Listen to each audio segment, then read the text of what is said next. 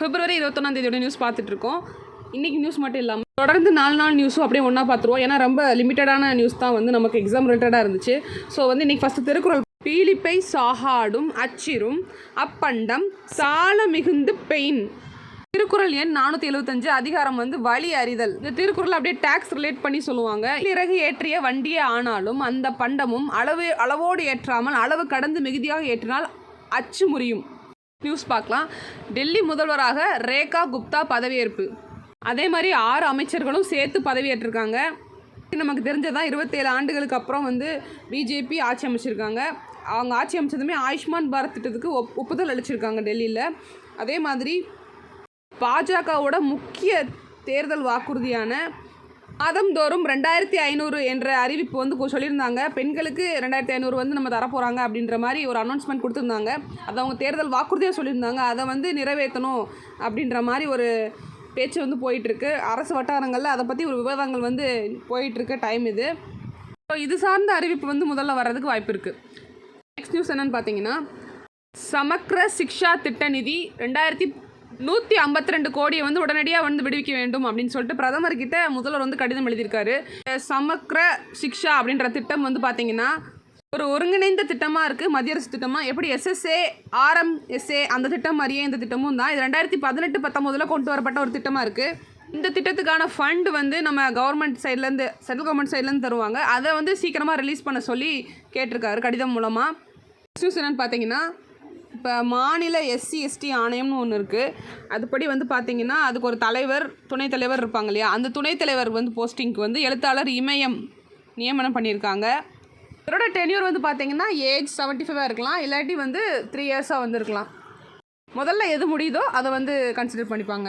இந்த கமிஷனில் ஆல்ரெடி வந்து தமிழ் வாணன் வந்து தலைவராக இருக்கார். இப்போ இவர் வந்து துணைத் தலைவராக இமயமாக அப்ளாய் பண்ணியிருக்காங்க.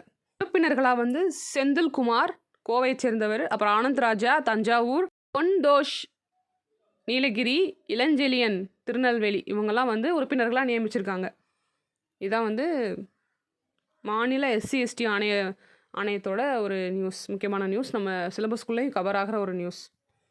எஸ்சி/எஸ்டி commission, state schedule caste schedule tribe commission சொல்லுவாங்க இங்கிலீஷில். நெக்ஸ்ட் நியூஸ் பார்த்தீங்கன்னா, இன்று சர்வதேச தாய்மொழி தின கொண்டாட்டம்னு கொடுத்துருக்காங்க. சர்வதேச தாய்மொழி தினம் February 21 கடைபிடிக்கப்பட்டுள்ளது. இது வந்து ரயில்வேஸ் சார்பாக வந்து இந்த தினத்தை வந்து கொண்டாடி இருக்காங்க. அதான் இந்த நியூஸில் போட்டிருக்கு. ஸோ சர்வதேச தாய்மொழி தினம் வந்து எப்போ அப்படின்றத ஞாபகம் வச்சுக்காங்க, February 21. நெக்ஸ்ட் நியூஸ் வந்து பார்த்தீங்கன்னா, தடை செய்யப்பட்ட நேசலைட் மருந்து உற்பத்தி வந்து கண்காணிக்க அறிவுறுத்தல். வலி மற்றும் காய்ச்சல் நிவாரணத்துக்காக பயன்படுத்தப்படும் நிமேசலைட் மருந்து தடை செய்யப்பட்டுள்ளது. பெயின் கில்லர் தான். கால்வலி, மூட்டு வலி, காது, மூக்கு, தொண்டை வலி, தீவிர காய்ச்சல் இருந்தால் யூஸ் பண்ணுறது, இந்த மாதிரி விஷயத்துக்கெலாம் யூஸ் பண்ண இந்த மருந்து. என்னதான் வந்து ஒரு சைடு வந்து நம்ம வலிகளுக்கெல்லாம் நிவாரணம் கொடுத்தாலுமே, இன்னொரு சைடு வந்து அதோட சைடு எஃபெக்ட்ஸ் வந்து ரொம்ப அதிகமாக இருக்குது. தலைவலி, வயிற்றுப்போக்கு, ரத்தம் உறைதல், பார்வை குறைபாடு, கல்லீரல் பாதிப்பு, இந்த மாதிரி விளைவுகள்லாம் அது அதிகம் ஏற்படுத்திகிட்டு இருக்குது. இது ஆல்ரெடி அமெரிக்கா, சுவிட்சர்லாந்து, ஸ்பெயின் இந்த கண்ட்ரிலாம் வந்து தடை செய்யப்பட்டது. 20 ஆண்டுகளுக்கு முன்னாடியே அதை தடை செஞ்சுட்டாங்க. ஆனால் நம்ம இன்னும் இந்தியாவில் அதை யூஸ் பண்ணிகிட்டு இருந்திருக்கோம். ஸோ இதுக்கு வழக்கு தொடரப்பட்டு உயர்நீதிமன்றம் இனிமேல் அதை மருந்து யூஸ் பண்ணக்கூடாதுன்னு சொல்லிட்டு தடை வச்சுட்டாங்க. அதுதான் இந்த நியூஸோட இது. ஸோ இந்த நிமோசைலைட் அப்படின்ற மருந்து எதுக்கு யூஸ் பண்ணாங்க, இப்போ தடை செஞ்சுட்டாங்கன்றதை மட்டும் நீங்கள் தெரிஞ்சுக்கணும். அவ்வளோதான். கவர்மெண்ட் சைடில் வந்து இந்த உற்பத்தியை கண்காணிக்க சொல்லி அறிவுறுத்தியிருக்காங்க. நெக்ஸ்ட் நியூஸ் போகலாம். சூரிய மின் உற்பத்தி நிலையங்கள் இந்தியா இலங்கை இடையே உடன்பாடு. இலங்கையில் இருக்க திருகோணமலை அப்படின்ற அந்த மாவட்டத்தில் சூரிய மின்சக்தி உற்பத்தி நிலையம் வந்து அமைக்கிறதுக்காக இந்தியாவும் இலங்கையும் வந்து ஒரு உடன்படிக்கை ஒப்பந்தம் போட்டிருக்காங்க. தேசிய அனல் மின் கழகமும் இந்தியாவோட தேசிய அனல் மின் கழகமும் இலங்கையோட மின் வாரியமும் ரெண்டும் இணைஞ்சு தான் இந்த விஷயத்தை வந்து பண்ண போகிறாங்க. எங்கேன்னா இந்த திருகோணமலை அப்படின்ற அந்த இடத்துல தான். அதில் சம்பூர் அப்படின்ற பகுதியில், திருகோணமலையின் சம்பூர் பகுதியில் 50 மெகாவாட் உற்பத்தி திறனுடன் முதல் நிலை சூரிய மின் உற்பத்தி நிலையமும் 70 மெகாவாட் உற்பத்தியுடன் இரண்டாம் நிலை ஒப்பந்தம் படி அமைக்கப்பட உள்ளது அப்படின்னு கொடுத்துருக்காங்க. சம்பூரில் 50 மெகாவாட்டில் ஒரு ஃபஸ்ட்டு ஸ்டேஜும், செகண்ட் ஸ்டேஜில் வந்து 70லையும் 2 நிலையாக வந்து பிரித்து பண்ண போகிறாங்களாமா. நியூஸ் என்னென்னு பார்த்தீங்கன்னா, தேசிய பாரா தடகள சாம்பியன்ஷிப் தமிழ்நாடு அணிக்கு 2ஆம் இடம். தேசிய பாரா தடகள சாம்பியன்ஷிப் போட்டிகள் வந்து சென்னையில் நடந்துச்சு. தமிழ்நாடு 17 தங்கம், 18 வெள்ளி, 15 வெண்கலத்தோட 50 பதக்கங்களுடன் 2ஆம் இடத்தை வந்து பிடிச்சிருக்கோம். அதே மாதிரி ஹரியானா பார்த்தீங்கன்னா மொத்தம் 106 பதக்கங்கள், 49 தங்கம், 32 வெள்ளி, 25 வெண்கலத்தோட ஹரியானா ஃபர்ஸ்ட் பிளேஸை பிடிச்சிருக்காங்க. அப்புறம் வந்து யூபி உத்தரப்பிரதேஷ் வந்து 14 தங்கம், 17 வெள்ளி, 11 வெண்கலம், 42 பதக்கங்களோட 3rd பிளேஸில் இருக்காங்க. ஸோ இதுதான் வந்து 21ஆம் தேதியோட நியூஸ். நெக்ஸ்ட் நியூஸ் பார்த்தீங்கன்னா 22ஆம் தேதியோட நியூஸ் பார்ப்போம். அதில் ஃபர்ஸ்ட் வழக்கம் போல் திருக்குறள் பார்த்துடலாம். திருக்குறளில் என்ன கொடுத்துருக்குன்னா, செயற்கரிய யாவுளா நட்பின் அதுபோல் வினைக்கு அறிய யாவுளா காப்பு. திருக்குறள் எண் 781, அதிகாரம் நட்பு. நட்பை போல் செய்து கொள்வதற்கு அருமையானவை எவை உள்ளன, அதுபோல் தொழிலுக்கரிய காவலாக இருப்பவை எவை உள்ளன. இப்போ நியூஸுக்கு போகலாம். ஃபர்ஸ்ட் வந்து ஹெட்லைன்ஸ் என்ன கொடுத்துருக்காங்கன்னா, தேசிய கல்விக் கொள்கையை பற்றி கொடுத்துருக்கு. நம்ம ஆல்ரெடி வந்து இதுக்கு முன்னாடிலாம் நிறையா நம்ம பேசிட்டோம். அதை பற்றி டீட்டெயில்டாக நான் வந்து நேஷ்னல் பாலிசி இதுக்கு முன்னாடி இருந்தது, இப்போ வந்திருக்குது, அந்த ஹிஸ்ட்ரிஸ்லாம் மொத்தமாக சேர்த்து நான் ஒரு வீடியோ மேக் பண்ணி போடுறேன். இப்போ நம்ம நியூஸில் என்ன கொடுத்துருக்காங்கன்னா, இந்த சமக்ர சிக்ஷா அப்படின்ற திட்டத்துக்கு கீழே விடுவிக்கப்பட வேண்டிய வந்து ஒரு நிதிகளை வந்து இன்னும் விடுவிக்காமல் இருக்கிறத பற்றி தான் இதில் பேசியிருக்காங்க. அந்த நேஷ்னல் எஜுகேஷன் பாலிசியை வந்து ஏற்றுக்கிட்டால் தான் அந்த நிதியை வந்து விடுவிப்போம் அப்படின்ற மாதிரி ஒரு டாக் வந்து பேசப்பட்டுச்சு. அது முடியாதுன்ற மாதிரி நம்ம சைட்லேருந்து சொல்லிகிட்டு இருக்காங்க. அதை பற்றின நியூஸ் தான் இதை கொடுத்துருக்காங்க இதில். அதில் இந்த மும்மொழி கொள்கை வந்து நாங்கள் ஃபாலோ பண்ண முடியாதுன்ற மாதிரி திட்டவட்டமாக சொல்லிகிட்டு இருக்காங்க. இப்போ நேஷ்னல் எஜுகேஷன் பாலிசி 2020 அதில் சொல்லப்பட்டது தான் இந்த மும்மொழி கொள்கை. நியூஸ் பார்த்தீங்கன்னா, சேக்கிலார் விருது, சமயம் சார்ந்த நூல்களுக்கு சேக்கிலார் விருது வந்து கொடுத்துட்ருக்காங்க. சேக்கிலார் ஆராய்ச்சி மையம் சார்பாக வந்து வழங்கிட்டு இருக்காங்க. இந்த விருது வந்து 2024ஆம் ஆண்டு ஏப்ரல் 1 முதல் 2025ஆம் ஆண்டு மார்ச் 31 வரையிலான காலகட்டத்தில் பதிக்கப்பட்ட அந்த நூல்களுக்கு வழங்கப்படுறாங்க. ஸோ வந்து இதோட பரிசு தொகை என்னன்னு பார்த்தீங்கன்னா, முதல் பரிசு 25,000, 2ஆம் பரிசு வந்து 15,000, 3ஆம் பரிசு வந்து 10,000, இப்படி 3 விதமாக வந்து கொடுக்குறாங்க. ஸோ சேக்கிலார் விருதுன்னா சமயம் சார்ந்த நூல்களுக்கு வழங்குறாங்கன்றது நம்ம தெரிஞ்சுக்கணும். நெக்ஸ்ட் நியூஸ் பார்த்தீங்கன்னா, இளம் விஞ்ஞானி திட்டம் மாணவர்களுக்கு இஸ்ரோ அழைப்பு. February 24 அப்ளை பண்ணலாம் அப்படின்ற மாதிரி கொடுத்துருக்காங்க. பள்ளி மாணவர்களிடம் விண்வெளி அறிவியல் குறித்த ஆர்வத்தை ஏற்படுத்துறதுக்கு நோக்கத்தில் உருவாக்கப்பட்ட திட்டம் தான் இது. யுவிகா அப்படின்னு சொல்லப்படுது இந்த திட்டத்தோட பெயர். 2019ஆம் ஆண்டு இது தொடங்கப்பட்டது. இந்த திட்டத்தின் கீழ் வந்து நாடு முழுவதும் ஒவ்வொரு மாநிலத்திற்கு ஆண்டுதோறும் தலா 3 பேர் தேர்வு செய்யப்படுவர். இந்த ஸ்டேட்னா தமிழ்நாடு ஸ்டேட்னா தமிழ்நாட்டிலேருந்து 3 பேர், அப்படி ஒவ்வொரு ஸ்டேட்லேயும் ஒவ்வொரு 3 பேரை செலக்ட் பண்ணி பயிற்சிக்கு அனுப்புவாங்க. மே மாதம் அதுக்கு நடக்கும். இதுக்கு அப்ளை பண்ணுறதுக்கு February 24 March 23 வரைக்கும் இந்த வருஷத்துக்கு அப்ளை பண்ணுறதுக்கான டைம் கொடுத்துருக்காங்க. 9th ஸ்டாண்டர்ட் படிச்சுட்டு இருக்க ஸ்டூடெண்ட்ஸ் தான் இந்த திட்டத்தில் வந்து பயிற்சி பெறதுக்கான எலிஜிபிள். ஸோ 9th ஸ்டூடெண்ட்ஸ் வந்து இதுக்கு அப்ளை பண்ணுவாங்க. அப்ளை பண்ணி செலக்ட் பண்ணி அவங்கள வந்து எங்கெல்லாம் வந்து கூட்டு போவாங்கன்னு பார்த்தீங்கன்னா, தேர்வாகும் மாணவர்களுக்கு திருவனந்தபுரம், ஸ்ரீஹரிகோட்டா உள்ளிட்ட இஸ்ரோவின் 7 மையங்கள், இப்போ வந்து இருக்கிற அந்த 7 மையங்களுக்கும் இஸ்ரோவோட 7 மையங்களுக்கும் கூட்டு போய் அவங்க வந்து பயிற்சி அளிப்பாங்க. இதுதான் வந்து இஸ்ரோவின் இளம் விஞ்ஞானி திட்டம். நெக்ஸ்ட் நியூஸ் போகலாம். பெண்கள் குழந்தைகளுக்கு பாதுகாப்பான மாநிலம் தமிழகம் அப்படின்னு துணை முதல்வர் உதயநிதி பெருமிதம் அப்படின்னு கொடுத்துருக்காங்க. இது எங்கே இந்த நிகழ்ச்சி நடந்திருக்குன்னு பார்த்தீங்கன்னா, சென்னை பல்கலைக்கழகத்தில் குற்றவியல் துறை சார்பில் இந்திய குற்றவியல் சங்கத்தின் 6வது சர்வதேச மற்றும் 45வது அகில இந்திய குற்றவியல் மாநாடு தான் பேசியிருக்காங்க. இப்போ வந்து இந்த பெண்களுக்கும் குழந்தைகளுக்கும் எதிரான குற்றங்கள் வந்து தமிழ்நாட்டில் ரொம்ப கம்மியாக இருக்குது, மற்ற ஸ்டேட்டை கம்பேர் பண்ணும்போது தமிழ்நாட்டில் கம்மியாக இருக்குதுன்னு சொல்லிட்டு இந்திய குற்ற ஆவண காப்பகத்தில் அறிக்கையை வந்து வெளியிட்டிருக்காங்க. ஸோ வந்து இது ரொம்ப முக்கியமான விஷயந்தான். இந்திய குற்றவியல் ஆவண காப்பகம் சார்பாக வந்து வருஷம் வந்து ஒரு டேட்டா வெளியிடுவாங்க. அதில் தான் நமக்கு தமிழ்நாட்டுக்கு ரொம்ப கம்மியாக இருக்குன்றதை சொல்லியிருக்காங்க.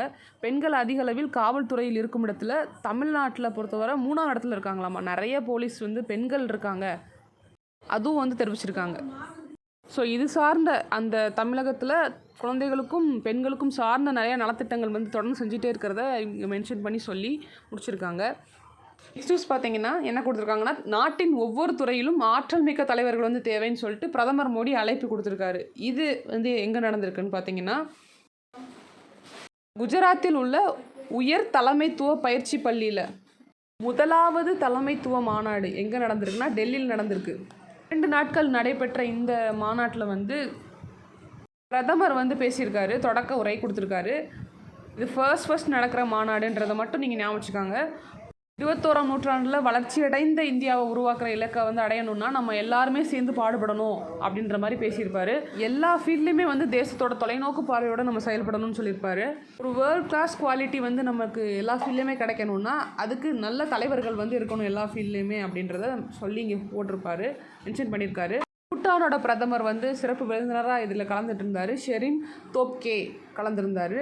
அவர் என்ன சொல்லியிருப்பாருன்னா, கடந்த 10 ஆண்டுகளாக வந்து பிரதமர் மோடி வளர்ச்சி பாதைக்கு அழைச்சிட்டு போகிறாரு இந்தியாவை அப்படின்ற மாதிரி சொல்லியிருப்பார். ஸோ வந்து ஒரு தலைமைத்துவம் அப்படின்னா என்னன்றதை சொல்லியிருப்பார். வளமான, அமைதியான, மகிழ்ச்சியான எதிர்காலத்தை நோக்கி வழிநடத்துவதே தலைமைத்துவம் அப்படின்னு ஒரு விஷயத்த சொல்லியிருப்பார். இந்தியா பூட்டான் ரெண்டும் சேர்ந்து ஒரு பொது சேவையில் மாற்றம் ஏற்படுத்தும்னு நம்புறேன்னு முடிச்சிருப்பார். நெக்ஸ்ட் நியூஸ் வந்து பார்த்தீங்கன்னா, சித்தா பல்கலை மசோதா மீண்டும் ஆளுநர் ஒப்புதலுக்கு அனுப்பப்படும். சர்வதேச சித்தா மருத்துவ மாநாடு வந்து சென்னையில் கிண்டியில் நடந்திருக்கு. இந்த விழாவில் வந்து 278 சித்தா ஆராய்ச்சி கட்டுரை தொகுப்பு கொண்ட அகத்தியம் 2025 அப்படின்ற ஒரு தொகுப்பு நூலை வந்து வெளியிட்டிருக்காரு அமைச்சர் மா சுப்பிரமணியன். அப்போ அவர் பேசின விஷயம் என்னென்னா, தமிழகத்தில் தற்போது 3 அரசு சித்த மருத்துவமனைகள் இருக்குது. மொத்தம் 16 சித்த மருத்துவ கல்லூரிகள் வந்து இருக்கிறது. ஆண்டுதோறும் அதில் வந்து 3800 பேர் படிச்சுட்டு ஒவ்வொரு வருஷமும் வெளியேறாங்க. ஸோ அதனால் வந்து சித்த மருத்துவத்திற்கான பல்கலைக்கழகம், யூனிவர்சிட்டி அமைக்கிறதுக்கான விஷயத்தை வந்து நாங்கள் முன்னெடுப்போம் அப்படின்ற மாதிரி பேசியிருக்காங்க. அதே மாதிரி நாமக்கல்ல சித்த மருத்துவ கல்லூரி வந்து அமைக்கிறதுக்கு நடவடிக்கை மேற்கொண்டு வருகிறோம்னு சொல்லியிருக்காரு. திண்டுக்கல் மாவட்டத்தில் வேடசந்தூர் அஸ்வகந்தா மூலிகை செடிகள் வந்து 200 ஏக்கர் பயிரிடப்பட்டு வருகின்றன. வாயிலாக 2000 விவசாயிகள் வந்து பயனடைந்துள்ளனர். பாரம்பரிய மருத்துவத்திற்கான ஓய்வூதியம் 1000 3000 உயர்த்தப்பட்டுள்ளது அப்படின்ற விஷயத்த இந்த நியூஸ் மூலமாக சொல்லியிருக்காரு அமைச்சர் மா சுப்பிரமணியம். நெக்ஸ்ட் நியூஸ் போகலாம். வேளாண்மை வளர்ச்சிக்கு செயற்கை நுண்ணறிவு வந்து தொழில்நுட்பம் அவசியம்ன்றதை பற்றி பேசியிருக்காரு. டெல்லியில் 21வது ஆசிய ஆப்பிரிக்கா கிராமப்புற மேம்பாட்டு மாநாட்டு வந்து நடந்திருக்கு. 21வது ஆசிய ஆப்பிரிக்கா கிராமப்புற மேம்பாட்டு மாநாடு, இதை ஞாபகம் வச்சுக்காங்க. 21 நடந்திருக்கு. அதில் வந்து குடியரசு துணைத் தலைவர் ஜெகதீப் தன்கர் வந்து பேசியிருக்காரு. மனித குலத்தோட பல்வேறு பிரச்சனைகளை தீர்வு காண்றதுக்கு தொழில்நுட்ப மேம்பாடு வந்து ரொம்ப முக்கியமான ஒரு விஷயமா இருக்குது. அதில் நவீன உலகின் புரட்சிகர தொழில்நுட்பமான கருதப்படும் செயற்கை நுண்ணறிவு ஏஐ இருக்கு இல்லையா, ஆர்டிஃபிஷியல் இன்டெலிஜென்ஸ் வேளாண்மைக்குள்ளேயும் கொண்டு வரணும். வேளாண்மையில் அதாவது ஃபீல்டில் அக்ரிகல்ச்சர் ஃபீல்ட்லேயும் அதை கொண்டு வந்து அது மூலமாக நம்ம நிறையா வந்து டெவலப் பண்ணணும்னு சொல்கிறாங்க. எண்மை இந்தியா அப்படின்னா டிஜிட்டல் இந்தியாவை தான் சொல்லியிருக்காரு. டிஜிட்டல் இந்தியா அப்படின்ற ஒரு ஃபேஸ் கூட நம்ம வந்ததுக்கு பிறகு கிராம பகுதியில் பெரும் புரட்சிகள் வந்து ஏற்பட்டிருக்கு அப்படின்றத சொல்கிறாங்க. எண்ம முறையில் பணம் செலுத்துவது இல்லாத இடமே இல்லை அப்படின்றத சொல்லியிருக்காரு. டிரான்சாக்ஷன்லாம் இப்போ வந்து எல்லாமே டிஜிட்டலைஸ் ஆயிடுச்சு. எல்லாமே ஜிபே, ஃபோன்பே அந்த மாதிரிலாம் யூஸ் பண்ணுறாங்க இல்லையா, அதை பற்றி சொல்லியிருக்காரு. தொழில்நுட்பங்கள் அதிகமானதுனால ஊழல் முறைகேடுகள் வந்து குறைந்து வருகின்றன. அரசு திட்டங்களில் பொறுப்புணர்வு அதிகரிக்கப்பட்டுள்ளது அப்படின்றத இங்கே இது மூலமாக சொல்லியிருக்காரு. நெக்ஸ்ட் பார்த்தீங்கன்னா, சர்வதேச பிரச்சனைகளுக்கு தீர்வு காண்பதில் G20 முக்கிய பங்கு. வெளியுறவுத்துறை அமைச்சர் வந்து பேசியிருக்கார் ஜெய்சங்கர். G20 கூட்டமைப்பின் வெளியுறவுத்துறை அமைச்சர்கள் மாநாடு நடந்திருக்கு. அங்கே வந்து எங்கே நடந்திருக்குன்னா தென்னாப்பிரிக்காவில் நடந்திருக்கு. அதில் கலந்துக்கிட்டார் வெளியுறவுத்துறை அமைச்சர், நம்மளோட வெளியுறவுத்துறை அமைச்சர் ஜெய்சங்கர். அவர் கலந்துக்கிட்டு ஸோ இது சவுத் ஆஃப்ரிக்காவில் நடக்குது அப்படின்றத ஞாபகம் வச்சுக்காங்க. சவுத் ஆஃப்ரிக்காவில் நடந்திருக்கு. உலக அளவிய புவி அரசியல் சூழல் அப்படின்ற தலைப்பில் வந்து பேசியிருக்காங்க. விவாதங்கள் நடந்திருக்கு. இந்த கரோனா பெருந்தொற்று, நிதிச்சுமை, உணவு பாதுகாப்பு, பருவநிலை மாற்றங்கள் தொடர்பான பிரச்சனைகள் வந்து சமகால உலகளவிய புவி அரசியலாக இருக்குது. அது சார்ந்த விஷயங்களை நம்ம கையெடுக்கிறது ரொம்ப சவாலாகவும் இருக்குன்றதை பற்றி பேசியிருக்காரு. போர்களில் இந்தியாவோட நிலைப்பாடை பற்றி பேசியிருக்காங்க. இஸ்ரோ ஹமாஸ் அந்த இடையான போரில் வந்து போரை நிறுத்திட்டு அந்த பிணைக்கதிகள்லாம் விடுவிச்சது வந்து ரொம்ப வரவேற்கப்படுதுன்றதை சொல்லியிருக்காங்க. எல்லாமே ஒரு அமைதியான முறையில் வந்து அந்த பிரச்சனைகளை தீர்வு காணுங்கன்ற மாதிரி தான் நம்ம இந்தியாவை வந்து ஸ்டாண்டாக இருக்குது. எந்தவித இடையூறுமின்றி கடல் வழி வணிகம் வந்து மீண்டும் இயல்பு நிலைக்கு திரும்ப முன்னுரிமை அளிக்கப்பட வேண்டும்ன்ற மாதிரி சொல்லியிருப்பாங்க. ஐநா கடல்சார் ஒப்பந்தம் 1982 அந்த இயரில் சொன்ன விஷயத்த மதித்து அனைத்து நாடுகளும் நடந்து கொள்ள வேண்டும் கொடுத்துருக்காங்க. நியூஸ் பார்த்தீங்கன்னா, இந்தியா ஜவுளி ஏற்றுமதியில் வந்து 14% வந்து அதிகரிச்சிருக்கு. நம்ம அதிகமாக வந்து ஏற்றுமதி செஞ்சிட்ருக்கோன்றதை தெரிஞ்சுக்காங்க. அவ்வளோதான். இது வந்து ஜஸ்ட் தெரிஞ்சுக்கிறதுக்காக நான் கொடுத்துருக்கேன். நெக்ஸ்ட் நியூஸ் போகலாம். டைம் இதழின் சிறந்த பெண்கள் பட்டியலில் அசாம் வனவிலங்கு ஆர்வலரோட பேர் வந்திருக்கு. அவங்க யாருன்றதை பார்ப்போம். அஸ்ஸாமை சேர்ந்த வனவிலங்கு உயிரியலான பூர்ணிமா தேவி பர்மன், வயது 45. அவரோட பெயர் வந்து இடம்பெற்றிருக்கு. இந்த பூர்ணிமா வந்து இடம்பெற்றிருக்காங்க. பல்வேறு துறையில் சிறப்பாக செயலாற்ற பெண்களோட பட்டியலை வந்து ஆண்டுதோறும் டைம் இதழ்கள் வந்து வெளியிடப்படும். அந்த வகையில் வந்து இந்த நிகழாண்டில் பல்வேறு நாடுகளைச் சேர்ந்த 13 பெண்கள் வந்து தேர்வு செய்யப்பட்டிருக்காங்க. அதில் இந்தியாவை சேர்ந்த பூர்ணிமா தேவி வந்து இடம்பெற்றிருக்கிறது சிறப்புக்குரியது. ஹர்கீலா அப்படின்ற ஒரு நாரை பறவை இனத்தை பற்றி அவங்க வந்து அதிகமாக அதை பாதுகாக்கணும் அப்படின்ற முன்னெடுப்பு அவங்க எடுத்திருக்காங்க. அவங்களோட தலைமையில் 20,000 பெண்கள் அடங்கிய ஹர்கீலா இராணுவம் அப்படின்ற ஒரு குழுவை வந்து உருவாக்கியிருக்காங்க. ஹர்கீலா பறவைகள் கூடுகளை பாதுகாக்கும் பணிகளில் ஈடுபட்டு வருகின்றனர். அசாம் மட்டும் இல்லாமல் நாட்டில் பிற மாநிலங்களையும், கம்போடியா அந்த மாதிரி பிற நாடுகள்லையும் இவங்களோட அந்த ஆர்மி மாதிரி ஃபார்ம் பண்ணிவிட்டு அவங்க இந்த மாதிரி நிறைய விளிம்பு நிலையில் இருக்க பறவைகளை வந்து காப்பாற்றிட்டு இருக்காங்க. அந்த பறவையோட படத்தை வந்து உருவத்தை வந்து பொறிச்ச இந்த ட்ரெஸ் எல்லாம் வந்து அவங்க நெஞ்சு அதை சேல்ஸ் பண்ணிகிட்ருக்காங்க. அது மூலமாக கிடைக்கிற அந்த அமௌண்ட்டை வந்து அவங்க செலவுக்கு பயன்படுத்திக்கிறாங்க. 2023ஆம் ஆண்டு இயற்கை பாதுகாப்புக்கான சர்வதேச ஒன்றியத்தின் பட்டியலில் வந்து இது விளிம்பு நிலையில் இருந்திருக்கு. இப்போ வந்து பார்த்திங்கன்னா 1800 வந்து உயர்ந்திருக்கு இந்த பறவையோட எண்ணிக்கை.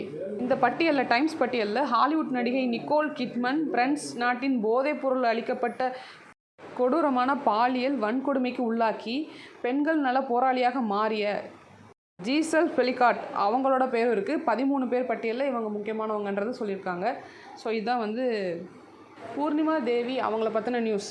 நெக்ஸ்ட் 23ஆம் தேதியோட நியூஸ் பார்க்கலாம். திருக்குறள் இல்லை, ஸோ ஸ்ட்ரைட்டாக வந்து நியூஸுக்கு போயிடலாம். ஃபர்ஸ்ட் நியூஸ் என்ன கொடுத்துருக்காங்கன்னா, ஆயுள் கைதிகளை முன்கூட்டியே விடுதலை செய்வதற்கான விதிகள் கொண்டு வந்திருக்காங்க. தமிழக அரசுக்கு உயர்நீதிமன்றம் ஆலோசனை.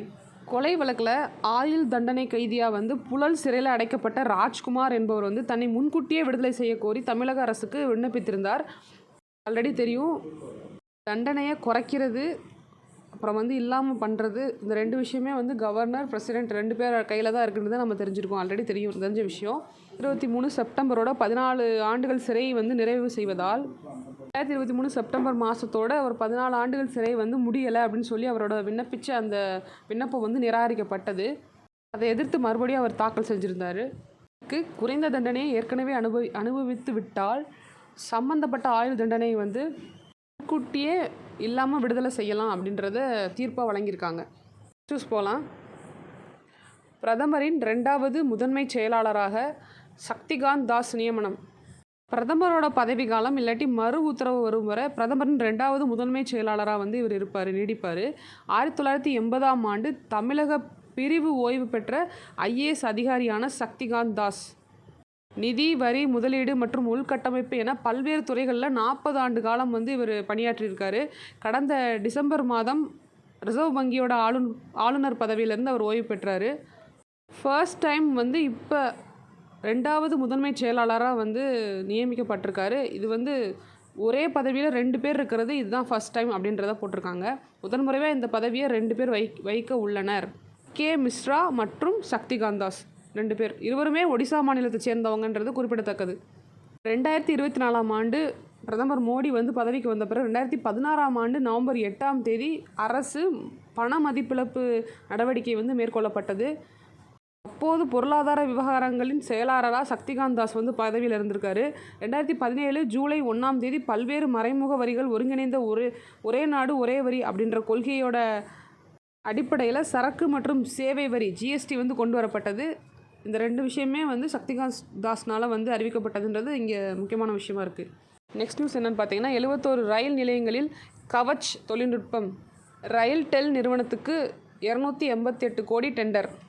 கவச் என்பது உள்நாட்டிலே தயாரிக்கப்பட்ட தானியங்கி ரயில் பாதுகாப்பு அமைப்பு முறையாகும். இரு ரயில் மோதி விபத்துக்குள்ளாவதை தடுக்கவும் ரயில்களை பாதுகாப்பாக இயக்கவும் இந்த தொழில்நுட்பம் வந்து கண்டுபிடிச்சிருக்காங்க. இது மூலமாக வந்து கிழக்கு மத்திய ரயில் மண்டலத்தின் செயல்பாடுகளையும் ரயில்வே துறையின் தொழில்நுட்ப ரீதியான மேம்பாடும் வந்து இனிமேல் வந்து சரியாயிருன்றதை நம்பப்படுது. இதுக்காக 2.88 கோடி வந்து டெண்டர் ரிலீஸ் பண்ணியிருக்காங்க. நெக்ஸ்ட் நியூஸ் பார்த்தீங்கன்னா, மொரிஷியஸோட தேசிய தின நிகழ்ச்சி சிறப்பு விருந்தினராக வந்து பிரதமர் மோடி போகிறதா இருக்கார். பிரிட்டன் அப்படின்ற அந்த கண்ட்ரிலேருந்து மொரிஷியஸ் கடந்த 1968ஆம் ஆண்டு மார்ச் 12ஆம் தேதி சுதந்திரம் பெற்றது. ஒவ்வொரு ஆண்டும் இந்த தினம் வந்து மொரிஷியஸ் தேசிய தினமாக நேஷ்னல் டேவாக வந்து கொண்டாடுறாங்க. அதை இப்போ கம்மிங் மார்ச் 12 வந்து செலிப்ரேட் பண்ண போகிறாங்க. அதுக்கு வந்து நம்ம சைட்லேருந்து பிரதமர் மோடி வந்து கலந்துக்கிற போகிறாரு. சிறப்பு விருந்தினராக அழைச்சிருக்காங்க. இது வந்து பார்த்திங்கன்னா 57th தேசிய தினமாக இருக்க போகுது. 57வது தேசிய தினம். கடந்த ஆண்டு அதே மொரிஷியஸ் டேயில் வந்து யார் போனாங்கன்னா சிறப்பு விருந்தினராக திரௌபதி முர்மு வந்து போயிருந்தாங்க. அது வந்து இங்கே போட்டிருக்காங்க மென்ஷன் பண்ணி. நெக்ஸ்ட் நியூஸ் பார்த்திங்கன்னா மனிதர்களை பாதிக்கக்கூடிய புதிய வகை கரோனா தீநுண்மி சீனா ஆராய்ச்சியாளர்கள் கண்டுபிடிப்பு. இது வந்து எப்படின்னா வவ்வால்களிடமிருந்து பரவி மனிதர்களை பாதிக்கக்கூடிய புதிய வகை கரோனா தீநுண்மி அப்படின்றத சொல்லியிருக்காங்க. வைரஸ் தான். கடந்த 2020ஆம் ஆண்டு உலகளவில் பரவிய அந்த கரோனா தீநுண்மி வந்து சீனாவில் உள்ள வுஹான் ஆய்வகத்தில் இருந்து தான் வந்து பரவுச்சுன்னு சொல்லி ஒரு குற்றச்சாட்டு இருக்குது ஆல்ரெடி. சீனா அரசு தரப்பில் வந்து இது கிடையாது, வௌவால்லேருந்து பரவின ஒரு வைரஸ் தான் இதுன்னு சொல்லியிருந்தாங்க. இப்போ புதுசாக வந்து என்ன சொல்கிறாங்கன்னா வௌவால்லேருந்து மனிதர்களுக்கு பரவக்கூடிய ஒரு புது வைரஸ் வந்து கண்டுபிடிக்கப்பட்டுள்ளதுன்னு சொல்லியிருக்காங்க. அது வந்து பார்த்திங்கன்னா HKU5 அப்படின்ற அந்த தீநுண்மி வந்து மனித செல்கள் மற்றும் நுரையீரல் திசுக்களை வந்து பாதிக்கக்கூடியவையாக இருக்குதுன்னு சொல்கிறாங்க. இன்னும் முன்பு பரவிய கரோனா வைரஸ் COVID-19 அளவு அது அளவு இல்லை அப்படின்றத சொல்லியிருக்காங்க. பரவுற வாய்ப்பு வந்து ரொம்ப கம்மியாக தான் இருக்குன்றத சொல்லியிருக்காங்க. நியூஸ் என்ன கொடுத்துருக்காங்கன்னா நாகை இலங்கை இடையே கப்பல் போக்குவரத்து வந்து மறுபடியும் தொடங்கப்பட்டதுன்னு கொடுத்துருக்காங்க. இதான் வந்து 23ஆம் தேதியோட முக்கியமான நியூஸ். நெக்ஸ்ட் நியூஸ் பார்க்கலாம். 24ஆம் தேதியோட நியூஸ் பார்க்கலாம். இன்றைக்கான திருக்குறள் என்னென்னு பார்த்துடலாம். திருக்குறள் என்ன கொடுத்துருக்காங்கன்னா வெள்ளத்து அணைய இடும்பை அறிவுடையான் உள்ளத்தின் உள்ள கெடும். திருக்குறள் எண் 622. அதிகாரம் வினை செயல் வகை. வெள்ளம் போல் அளவற்றதாய் வரும் துன்பமும் அறிவுடையவன் தன் உள்ளத்தினால் துன்பத்தின் இயல்பை நினைத்த அளவில் கெடும். போகலாம். ஒரு அட்வர்டைஸ்மெண்ட். தமிழ்நாடு முழுவதும் வந்து 1000 முதல்வர் மருந்தகங்கள் வந்து திறக்கிறாங்க, ஸ்டார்ட் பண்ணி வைக்கிறாங்க. மருந்துகளோட விலை சந்தை விலையை விட 75% வந்து குறைவாக வந்து இந்த மருந்து வந்து கிடைக்கும் இங்கே இந்த மருந்தகத்தில்னு சொல்கிறாங்க. 75% வந்து இது வரைக்கும் யாரும் தராத ஒரு சலுகையாக இருக்குது. அதே மாதிரி 1500 பிஃபார்ம் படித்தவங்க டிஃபார்ம் படித்த பட்டாதாரிகளுக்கு வேலைவாய்ப்பு, தொழில் முனைவோருக்கு கூடுதல் நிதியுதவி, இதெல்லாம் வந்து ஒரு சிறப்பம்சமாக இந்த திட்டத்தில் இருக்குது. தொழில் முனைவோருக்கு 3 லட்சம் வரை மானியத்தோட கூடிய ஒரு கடனுதவி வந்து வழங்குவாங்க. அதுவும் இந்த திட்டத்தில் உள்ளடங்கிய ஒரு விஷயமா இருக்குது. ஆல்ரெடி இதை அப்ளை பண்ண சொல்லி அவங்கள தான் செலக்ட் பண்ணி தான் இந்த 1000 அப்படின்ற நம்பரை எடுத்திருக்காங்க. ஃபஸ்ட்டு ஃபேஸாக வந்து 1000 கடை வந்து ஓப்பன் பண்ணியிருக்காங்க, மெடிக்கல் ஷாப்ஸ். இதுக்கான கண்டிஷன்ஸ்லாம் பார்த்திங்கன்னா ஒரு இட வசதி இருக்கணும். அப்புறம் செகண்ட் வந்து பார்த்திங்கன்னா ரெஃப்ரிஜரேட்டர், ஃப்ரிட்ஜு, ஏசி இந்த மாதிரி விஷயங்கள்லாம் அங்கே இருக்கணும். தேர்டு பார்த்திங்கன்னா கம்ப்யூட்டரோடு சேர்த்து இன்டர்நெட் ஃபெசிலிட்டியும் அந்த கடையில் அந்த மெடிக்கல் ஷாப்பில் இருக்கணும். இந்த 3 விஷயம் மெயினாக வந்து பார்க்குறாங்க. இந்த மெடிக்கல் ஷாப்புக்கான இடம் வந்து எவ்வளோ இருக்கணும்னா 110 ஸ்கொயர் ஃபீட்டில் அந்த மெடிக்கல் ஷாப் வந்து அமைஞ்சிருக்கணும். இதெல்லாம் வந்து கண்டிஷன்ஸாக இருக்குது. இப்போ ஒரே இடத்துல வந்து 2 பேர் 3 பேர் அப்ளை பண்ணுறாங்கன்னா எப்படி முன்னுரிமை தருவாங்கன்னா, ஒன்று அவங்க SC/ST இருந்தால் அவங்களுக்கு ஃபஸ்ட்டு ப்ரிஃபரன்ஸ் தர்றாங்க. அதே வந்து ஒரு பொண்ணாக இருந்தால் உமனாக இருந்தால் அவங்களுக்கு வந்து ஃபஸ்ட் ப்ரிஃபரன்ஸ் கொடுத்து எடுக்கிறாங்க. அந்த மாதிரி செலக்ட் பண்ணுறாங்க. அப்புறம் டிஃப்ரெண்ட்லி ஏபிள்டு மாற்றுத்திறனாளிகளுக்கு முன்னுரிமை தர்றாங்க. சப்போஸ் வந்து அவங்க விடோவாக இருந்தாங்க, இல்லை வந்து வேறு ஏதாச்சும் ஒரு ரீதியாக அவங்களுக்கு வந்து பாதிப்பு ஏற்பட்டு ஒரு பெண்ணாக இருந்தாங்கன்னா அவங்களுக்கு வந்து முன்னுரிமை அளிக்கப்படுது. இது மாதிரி செலக்ட் பண்ணுறாங்க. இந்த மாதிரி தான் ஒரே பிளேஸில் வர்றவங்கள டிஃப்ரென்ஸ் பண்ணி செலக்ட் பண்ணுறாங்க. நெக்ஸ்ட் நியூஸ் பார்த்திங்கன்னா பெண்களுக்கு எதிரான குற்றங்களுக்கு தண்டனை கடுமையாக்க வேண்டும் அப்படின்னு சொல்லிட்டு அமைச்சர் கீதா ஜீவன் சொல்லியிருக்காங்க. ஆல்ரெடி நம்ம தெரிஞ்சது தான். சென்னை பல்கலைக்கழகத்தில் இந்திய குற்றவியல் சங்கத்தின் 6வது சர்வதேச மற்றும் 45வது அகில இந்திய குற்றவியல் மாநாடு வந்து நடந்துகிட்ருக்கு. இதோட இறுதி நாள் நிகழ்ச்சியில் கீதா ஜீவன் வந்து பேசியிருக்காங்க. குற்றங்களுக்கான தண்டனை வந்து கடுமையாக்கப்படணுன்றதை பேசிட்டு அப்போது அதிகரித்து வரும் தொழில்நுட்பம் சார்ந்த குற்றங்கள் அரசு உடனடியாக நடவடிக்கை எடுக்கணும்னு சொல்லியிருக்காங்க. பெண்கள் மற்றும் குழந்தைகளுக்கு எதிரான டிஜிட்டல் குற்றங்கள் வந்து அதிகரித்துள்ளதுன்றாங்க. மாநாட்டில் 450 குற்றவியல் கட்டுரைகளை வந்து சமர்ப்பிச்சிருக்காங்க. அதில் இருக்க வழிகாட்டுதலெல்லாம் வந்து பரிசீலனை எடுத்து ஒரு சட்டத்திருத்தம் வந்து கொண்டு வரணும் அப்படின்றத சொல்லியிருக்காங்க. ஒரு சைடு அறிவியல் வளர்ச்சி இருந்துக்கிட்டே இருந்தாலும் இன்னொரு சைடு வந்து தனிமனித ஒழுக்கம் வந்து குறைஞ்சிடுச்சு அதே மாதிரி பெண்களுக்கு ஏற்ற வேலைவாய்ப்பு வந்து அதிகப்படுத்தி கொடுக்கணும். பாலின சமத்துவம் வந்து அது மூலமாக அடைய முடியுன்றத இங்கே வந்து சொல்லி முடிச்சிருக்காங்க. பெண்களுக்கு குழந்தைக்கு எதிராக வந்து ஏதாச்சும் பிரச்சனை ஏற்பட்டுச்சுன்னா அதுக்கு தடுக்கிறதுக்கான சட்டங்களை பற்றின அவேர்னஸே பீப்புள்ஸ்க்கு இல்லை. போக்சோ சட்டத்தை பற்றி கூட அவேர்னஸ் இல்லைன்றதை சொல்லியிருக்காங்க. அதை வந்து அவேர்னஸ் வந்து நம்ம கொண்டு வரணுன்றதை கொடுத்துருக்காங்க. நியூஸ் பார்க்கலாம். புற்றுநோய் மையங்கள் உள்கட்டமைப்பிற்கான ஆய்வு தொடக்கம். மத்திய அரசு வந்து தகவல் சொல்லியிருக்காங்க. கண்ட்ரி ஃபுல்லாக மொத்தமாக இந்தியா ஃபுல்லாக வந்து புற்றுநோய்க்காக சிறப்பாக வந்து பகல் நேரம் இயங்குகிற மாதிரி ஒரு கட்டமைப்பு வசதி கூடியதாக அமைக்கணும். அதுக்கான இடத்த வந்து ஆய்வு செஞ்சிட்ருக்காங்க. இப்போ அண்மையில் தாக்கல் செய்யப்பட்ட 2025-26 பட்ஜெட்டில் கூட இதுக்கு 32,200 கோடி மதிப்பீட்டில் நிதி ஒதுக்கியிருக்காங்க. அடுத்த 3 ஆண்டில் வந்து அனைத்து மாவட்டத்துலேயும் பகல் நேரம் புற்றுநோய் மையம் வந்து திறக்கப்படும் சொல்லியிருக்காங்க. அந்த மருத்துவமனையில் கீமோதெரப்பி சிகிச்சை வந்து இருக்கிற மாதிரி வசதி கூடிய முழு சேவை வந்து படணுன்றது தான் சுகாதாரத்துறை அமைச்சர் வந்து சொல்லியிருக்காரு. மொத்தமாக பார்த்திங்கன்னா இந்தியா முழுக்க 200 மையங்கள் வந்து நிறுவப்பட உள்ளது. இது மூலமாக வந்து கிராமப்புறத்தில் அதிகமாக வந்து புற்றுநோய் சிகிச்சை கிடைக்கிறதுக்கு வழி செய்யப்படும்ன்றாங்க. இப்போ நகரத்தில் கொண்டு வரது மூலமாக பக்கத்தில் இருக்க கிராமமும் வந்து அது மூலமாக வந்து பயனடைவாங்க. சிகிச்சை மட்டும் இல்லாமல் புற்றுநோய் தடுப்பு விழிப்புணர்வு திட்டங்களும் வந்து கவனம் செலுத்தப்படும் சொல்கிறாங்க. அப்புறம் வந்து 10 ஆண்டு காலகட்டத்தில் 3 நிலை புற்றுநோய் பராமரிப்பு மையங்கள் மற்றும் 19 மாநில புற்றுநிலை நிறுவனங்கள் கொண்டு வர போகிறதா சொல்லியிருக்காங்க. இப்போ வந்து 22 எய்ம்ஸ் மருத்துவமனை இருக்குது. அதில் வந்து ஆல்ரெடி புற்றுநோய் சிகிச்சை வசதிகள் வந்து பண்ணி கொடுத்துருக்கதா சொல்லியிருக்காங்க. மத்திய அரசின் மலிவு விலை மருந்தகங்களும் இருக்குது. புற்றுநோய் எதிர்ப்புக்கான மருந்து விலை பாதியாக வந்து குறைக்கப்பட்டிருக்கு. நாள்பட்ட புற்றுநோய்க்கான 36 உயிர்காக்கும் மருந்துகளுக்கு அரசு சுங்கவரி வந்து இப்போ ரீசெண்டாக வந்து கேன்சல் பண்ணாங்க இல்லையா, அதை வந்து மென்ஷன் பண்ணியிருக்காங்க. 36 உயிர்காக்கும் மருந்துகளை கேன்சல் பண்ணிட்டாங்க. அதே மாதிரி இந்த ஆயுஷ்மான் ஸ்கீம் மூலமாக வந்து 30 வயசுக்கு மேலே இருக்கவங்க அதில் வந்து நம்ம பரிசோதனை பண்ணிக்கலாம், புற்றுநோய் பரிசோதனை பண்ணிக்கலான்றத சொல்லியிருக்காங்க. 26 கோடி பேருக்கு வாய் புற்றுநோய், மார்பக புற்றுநோய் 14 கோடி பேருக்கு, கர்ப்பப்பை வாய் புற்றுநோய் வந்து 9 கோடி பேருக்கு வந்து இப்போ வரைக்கும் பரிசோதனை பண்ணியிருக்காங்க. இவ்வளோ பேருக்கு பரிசோதனை பண்ணியிருக்காங்க. இப்போ இந்த ஆயுஷ்மான் பாரத் அப்படின்ற திட்டம் வந்து எப்போ ஃபஸ்ட்டு கொண்டு வந்தாங்கன்றத நம்ம தெரிஞ்சுக்கணும் இல்லையா.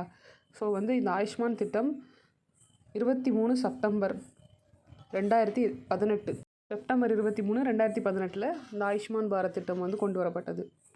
இது மூலமாக நம்ம செக்கப்ஸ் பண்ணிக்கலாம். அதோடு சேர்த்து நமக்கு அந்த காப்பீடு திட்டமும் இருக்கும். ஒரு நபருக்கு 5 lakhs வரை காப்பீடு திட்டம் இருக்குது.